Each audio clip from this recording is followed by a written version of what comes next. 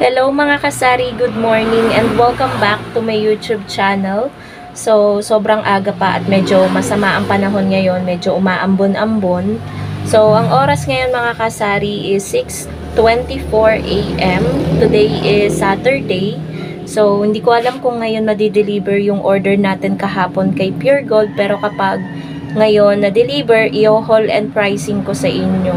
Dahil guys, may mga napansin na naman ako na mga nagsitaasan. Namili kasi kami ni partner sa Jim's Grocery kahapon. Napansin ko, tumaas din talaga na ang mga kape. Like, yung Nescafe stick, 'di ba nagtaas na siya one time. Nagtaas na po siya ulit yung Nescafe stick. Nasa 144 point something na po yung puhunan ng Nescafe stick. Pero pasok pa naman po siya. Pasok pa naman po siya mga kasari sa bentahan na 4 pesos each yung mga maliliit natin na kape. Ito. Mabenta kasi yan mga kasari dito sa tindahan. And ano pa ba napansin ko? Hanapin ko muna mga kasari ang resibo ng mga pinamili natin kahapon sa Jim's. Nakamagkano din ako sa Jim's kahapon eh. Ito, yung resibo. Naka 1,108.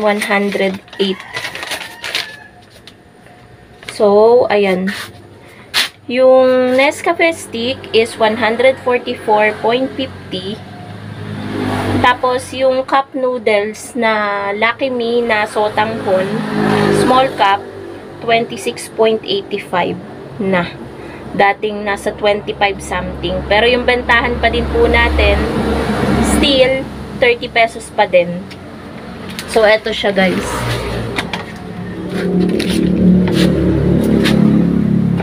Yung sotanghon natin na cup noodles. Small cup. Grabe ngayon guys sa mga bilihin. Kaya, ugaliin na i-check ang resibo every time na mamimili tayo or after nating mamili. Kasi, ang tataas talaga mga kasari. Tapos, ano pa ba yung napansin ko dito? Tomato paste, ayan. Ang ginagamit din yan. Yung mga tomato sauce.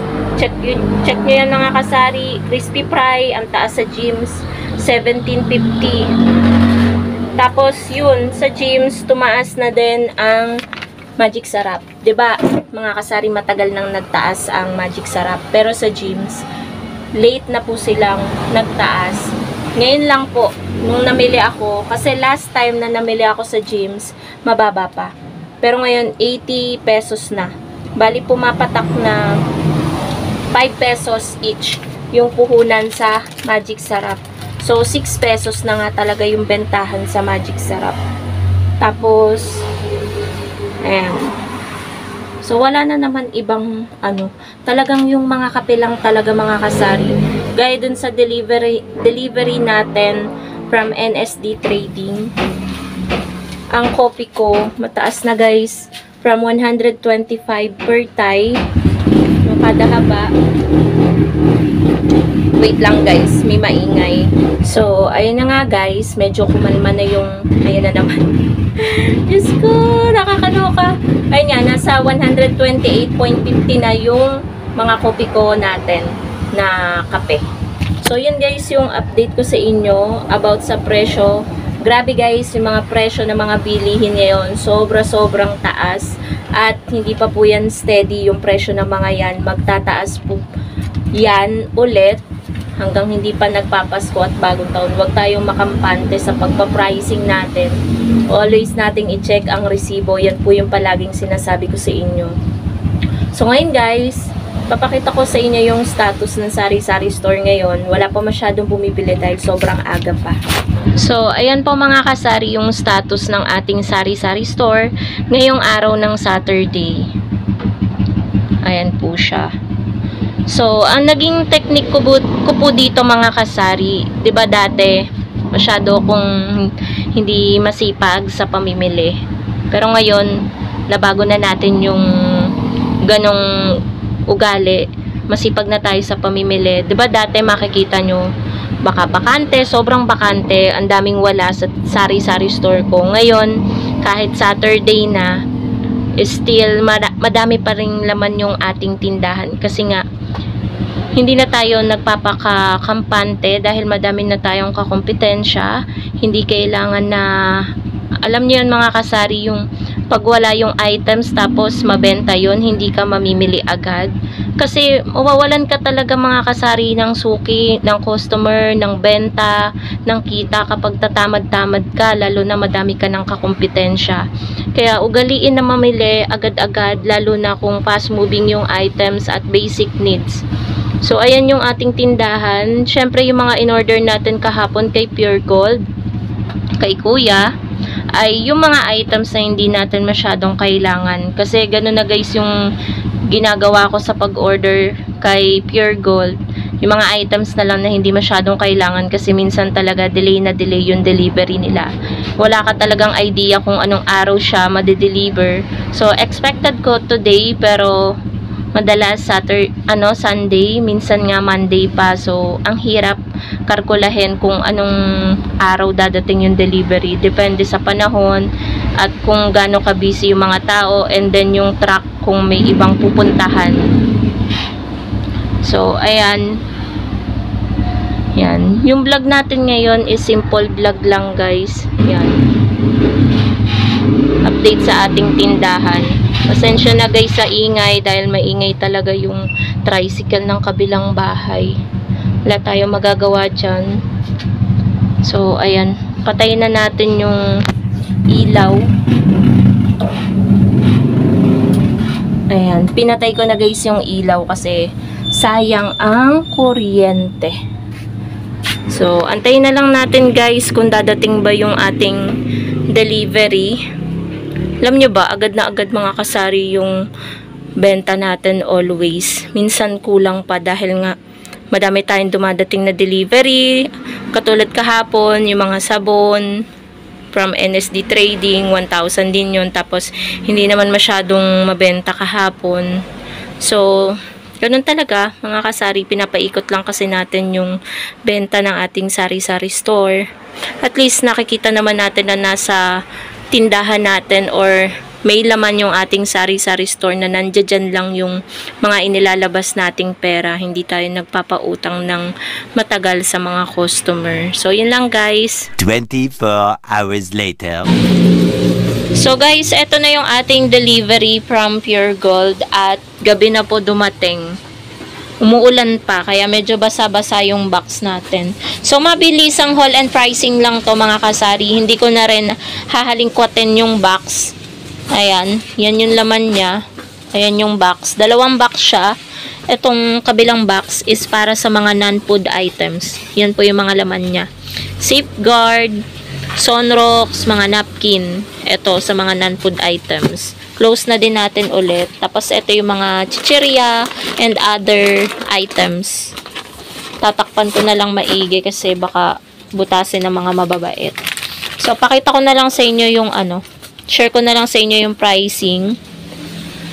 Mag-start tayo guys sa isang balot ng napkin. So, 22.75. Binebenta ko po siya ng 30 ang isang balot. Tapos, ano ba ito? Hindi ko alam kung anong item to. 19.50 ang isa. So, sa Sunrocks na maliit, 9.75. Ayan o. Ang mahal na rin talaga ng Sunrocks. 26.50 naman yung color safe na 225 ml. Pang 30 ko yun. Tapos, Sunrocks Lemon na 250 ml. 17 yung puhunan. Pang 20 ko naman yun. Tapos, dito sa litro na Sunrocks Original, nag-additional ako dito ng 10%, kaya ang bentahan ko ay 47. Ang puhunan niya ay 42.50. Ayan, kita nyo naman guys, 'di ba? Yung evap na maliit, 19 ang puhunan, 23 ang aking bentahan. Tapos yung suka ba to? Toyo yata to. 340 ml yung ganito. 23 ang bentahan ko, 19 ang puhunan. Tapos, yung plus natin, 95.95. Ang bentahan ko ng plus, 12. Meron tayong orange and apple. Siguro nandito guys sa ilalim. Tapos, Tasty Boy natin, yung pang 1 kilo, 13 ang bentahan natin nun, 10.25. Tapos, yung mga biskwit natin, itong blueberry, 72 ang puhunan, bentahan natin ng blueberry na dewberry ay 10 pesos na. Nag-adjust ako dyan guys. Skyflakes natin, tag 8. Crispy fry natin na ganito, 20. Mas mura ang crispy fry sa Pure Gold kesa sa Jim's. Kasi sa Jim's, 17.50, kay Pure Gold, 16.50. Mas mura ng piso. Coco Mama, 35 ang bentahan ko, 30.75 yung puhunan. Tapos suka, na ganito, yun ang kinuha guys. Ang order ko, yung suka na ganito. Dalawa. Kaya dalawa lang yun nandito Ayan mali na naman yung dinampot. 10 pesos yung bentahan ko nun. Tapos yung corn beets natin na ganito, 18 yung bentahan. Nag-order din ako kahit meron pa. Sugo natin, 15, 12 yung puhunan dito. Ito siya. Tapos yung mga chichirya na to itong iba. Yung pillows natin, 9.15 yung puhunan, kaya 11 yung pillows. The rest, yung piato, 16.40, 19 yung bentahan natin. Tapos, meron tayong cracklings, manghuan, crisscross, bread pan, rinbi, yon ay tag na 9 pesos yung maliliit. Tapos, yung Yakult natin, ang puhunan niya ng isang haba ay 50, pang 12 naman po natin ang isang peraso ng Yakult. So, ito po yung ating Yakult. Gula-gulanit na yung paper bag. Ayan siya. So, yun lang naman mga kasari, worth pinagbayaran ko, 1,576.15. So, ayan. Hindi na po ako mga kasari kung magtataka talaga kayo ang konti mo naman mag-order kay Pure Gold. Hindi na po talaga ako nag-order ng sobrang dami kay Pure Gold. Ito po yung mga items na pandagdag lamang dito sa tindahan. So, yun lang guys.